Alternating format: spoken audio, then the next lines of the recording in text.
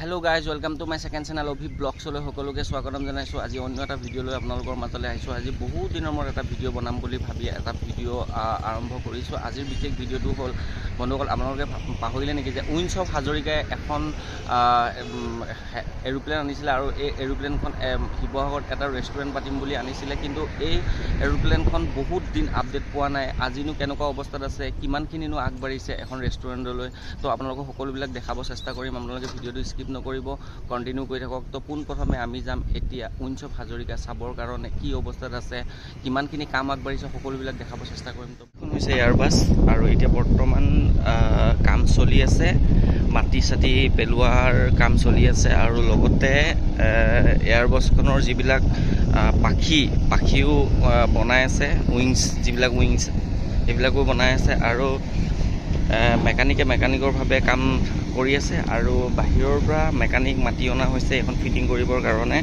তো আপোনালোকে দেখিছে বনাই আছে আৰু অলমষ্ট হৈয়ে গৈছে। এতিয়া বৰ্তমান ৰেলিঙত খাৰা কৰি দিছে, মানে ৰেলিংটোত উঠাই দিছে এয়াৰবাছখন। আৰু কি চিষ্টেমত হ'ব, কি কথা, ইমানখিনিতো আপোনালোকক জনাব নোৱাৰিম, কাৰণ মালিক নাই যিহেতু, সকলোৱে নাজানিবও পাৰে।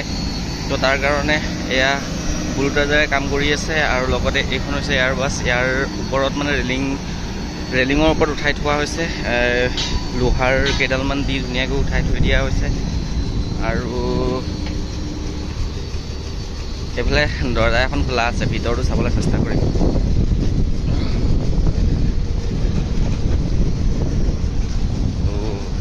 এয়া হৈছে মানে এয়াৰবাছখনৰ ভিতৰৰ ঠাই আৰু দৰ্জাখন খুলি থোৱা হৈছে। এইফালে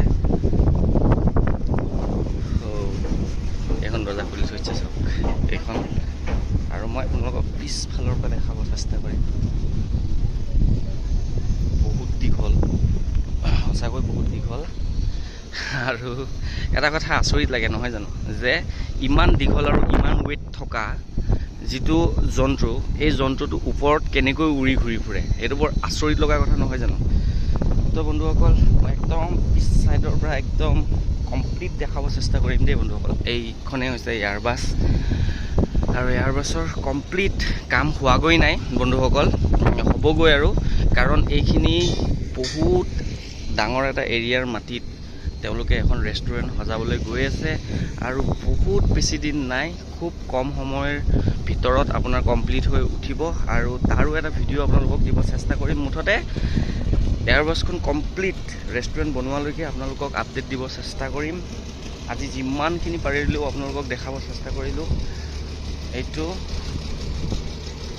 খুব, আৰু ভিউটো খুব ধুনীয়া লাগিছে, ভিউটো। আৰু যিহেতু ৱেডাৰটো অলপ ডাৱৰীয়া, বতৰটো অলপ ডাৱৰীয়া, ভাল লাগিছে, বহুতেই ভাল লাগিছে। এইফালে কি বনাই আছে নাজানো, এইটো চাগে কিবা কামৰ কাৰণে বনাই আছে। এইবিলাক ডিলিং কৰি আছে ভিতৰলৈ।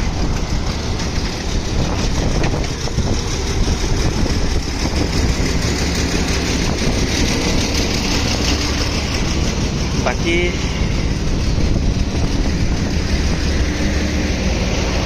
এয়া আপোনালোকৰ এয়াৰবাছখনৰ চকাৰ পৰা আদি কৰি, উইংছৰ পৰা আদি কৰি গোটেইখিনি এনেকৈ ৰখা হৈছে আৰু লগতে মিস্ত্ৰীয়ে কাম কৰি আছে। মিস্ত্ৰীক আমি সুধিব চেষ্টা কৰিম। দাদাও কাম কৰি আছে ধুনীয়াকৈ। হাই এটা দি দিয়ক দাদা, খুব ধুনীয়াকৈ কাম কৰি আছে দাদা। আপোনালোক বাহিৰৰ পৰা আহিছে নি? কোনচা জেগাৰ পৰা আহে? কোনচা ষ্টেট? ইউপিৰ পৰা আহিছে, মানে ইউপিৰ পৰা আহিছে তেওঁলোকে এইবিলাক ফিটিং কৰিব বুলি, কাৰণ ইয়াৰ অসমৰ মানুহটো নোৱাৰিব ন। তো তাৰ কাৰণে ইউপিৰ পৰা আহিছে ফিটিং কৰিব বুলি।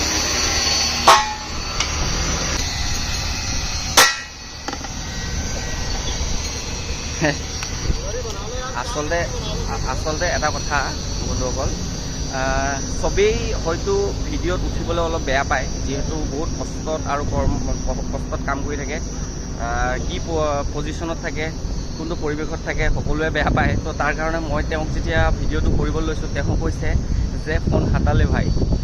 মানে তেওঁ উঠিবলৈ বেয়া পাইছে। তো তাৰ কাৰণে বন্ধুসকল আজিৰ আছিলে এইটোৱে ভিডিঅ', আপোনালোকক সকলোবিলাক দেখাব চেষ্টা কৰিলোঁ।